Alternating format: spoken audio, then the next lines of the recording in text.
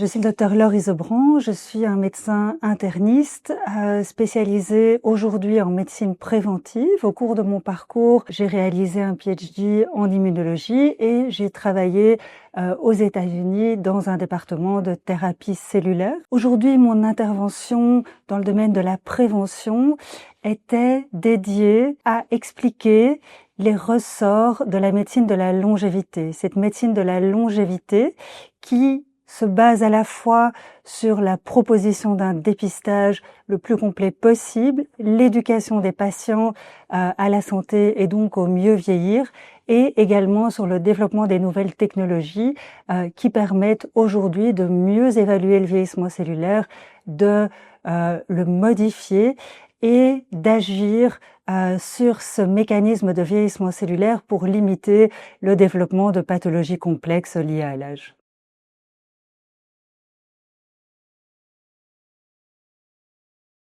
Alors je pense que la prévention est un enjeu de société majeur qui est aujourd'hui sous-représenté. Je pense que le financement de la prévention est largement insuffisant et je pense aussi que la recherche clinique et la recherche fondamentale développée en Europe dans le domaine de la prévention est insuffisant. Quand on regarde ce qui se passe à l'étranger, des initiatives académiques s'organisent pour mieux étudier les mécanismes du vieillissement et pour justement pouvoir développer des traitements ciblant ces mécanismes de vieillissement et donc permettant de manière préalable d'éviter le développement des pathologies liées à l'âge.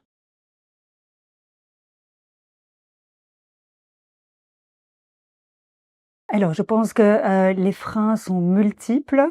Le premier frein est la formation de médecins spécialisés dans la gestion de problèmes complexes. Les problèmes liés au vieillissement sont fatalement des problèmes complexes suite au fait que le vieillissement est lié à un mécanisme biologique multifactoriel et interconnecté. Donc, je pense que le premier frein aujourd'hui, c'est l'éducation des professionnels, susciter leur intérêt face à la prévention en mettant en avant deux facteurs. Le premier facteur qui est le fait que la prévention est un levier fondamental et fabuleux pour améliorer la santé de la population. Et le deuxième levier qui est de présenter aux professionnels de santé les nouvelles technologies qui permettent de faire une prévention scientifique up-to-date et très satisfaisante au niveau intellectuel.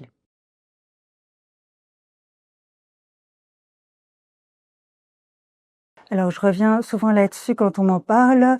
L'Institut de longévité à Abu Dhabi est aujourd'hui un modèle qui représente les standards de soins dans le domaine de la longévité. Cet institut réunit à la fois des médecins cliniciens spécialisés dans la prise en charge de pathologies complexes comme les internistes et les gériatres, a aussi une équipe dédiée à l'éducation à la santé et travaille en collaboration étroite avec des unités de recherche clinique et biologique qui permettent de développer des outils innovants en prévention, comme notamment des algorithmes d'intelligence artificielle, des jumeaux numériques qui permettent de prédire le développement, l'évolution du trajet de soins d'un patient. Et donc aujourd'hui, on est dans un monde où la prévention intéresse beaucoup d'acteurs privés. Certaines cliniques de longévité sont très commerciales et n'ont pas de fondement scientifique. Et cet institut d'Abu Dhabi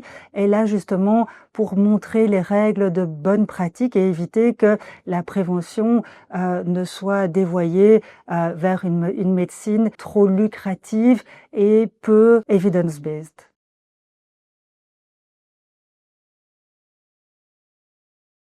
Je crois qu'il faut laisser à chacun sa place. Le médecin, à mon sens, doit évoluer dans la prévention dans les sphères les plus technologiques et être justement capable d'utiliser les outils les plus pointus.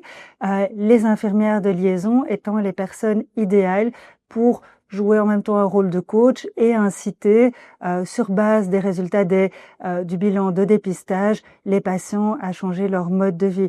Donc je pense qu'effectivement, il faut limiter l'intervention du médecin à l'utilisation de nouvelles technologies et développer cette pratique d'infirmière de liaison qui pourrait être responsable d'un coaching des patients pour les inciter à modifier leur mode de vie.